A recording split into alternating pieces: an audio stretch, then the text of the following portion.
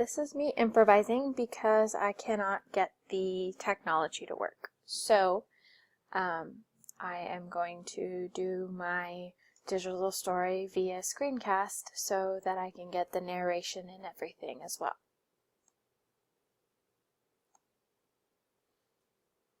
Alright, so here is my Prezi.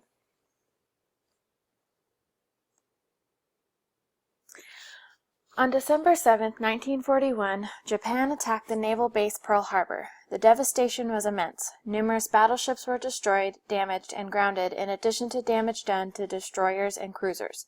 188 aircraft were destroyed, 2,403 servicemen were killed, and 1,178 were wounded.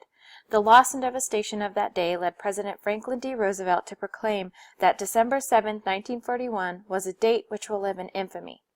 The United States then declared war on Japan the very next day, on December 8, 1941. A little more than 4 months after Pearl Harbor, the United States would engage in an air raid, known as the Doolittle or Tokyo raids, in retaliation against Japan for their unprovoked attack against America. This would serve as one of the United States' first major engagements of World War II. James "Jimmy" Doolittle was promoted to lieutenant colonel on January 2, 1942. Upon his promotion, he volunteered for planning a mission to lead an attack of B-25 bombers against Japan in Tokyo. In order to achieve this feat, pilots of the B-25s would have to be able to take off from an aircraft carrier runway, which is significantly shorter than the runways B-25 bombers took off from airfields. The B-25 bombers required 3 additional gas tanks in order to have enough fuel to arrive at Tokyo. Radios were also removed as they could not be used during the mission, as well as any other unnecessary tools and parts. The planes had to be lightened in order to be able to take off from an aircraft carrier runway. The pilots and crew, all of whom volunteered for the mission, practiced at Air Force bases in Florida. The B-25s usually took off of 1,000 feet of runway at 100 miles per hour or more. For the raid, they would have to do it in half that distance and at half that speed. Pilot Don Smith eventually created the record of getting off the ground after only 287 feet.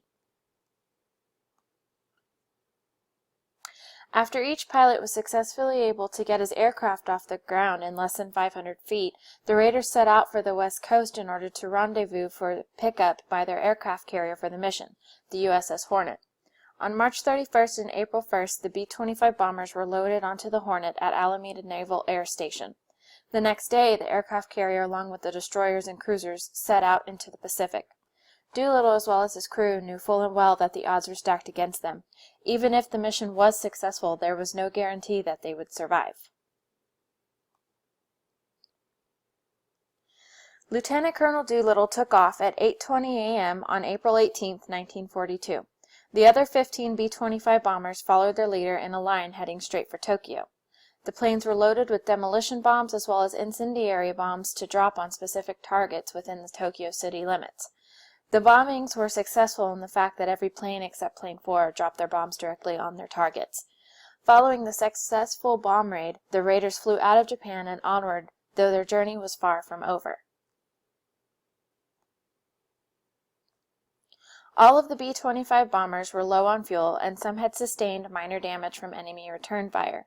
15 of the bombers headed for their recovery airfield in China, while 1 crew was forced to land in Russia, and then they were detained for a little over a year before escaping into Iran. Doolittle and his crew landed in a rice paddy in China near Chichao, which they were then aided by Chinese guerrillas to safety. Ultimately, 4 crew members lost their lives as prisoners of war in POW camps, and 3 died as a result of crash landing or parachute malfunction.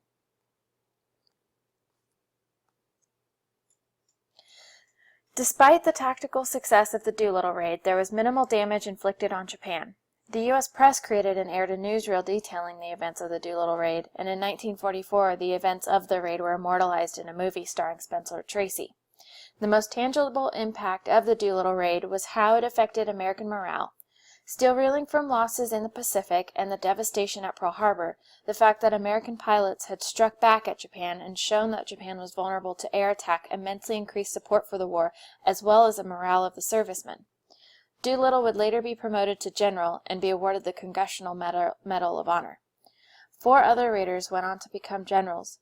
Many of the men who flew in this mission participated in additional combat missions during World War II. Today, there are only 4 of the 80 raiders surviving.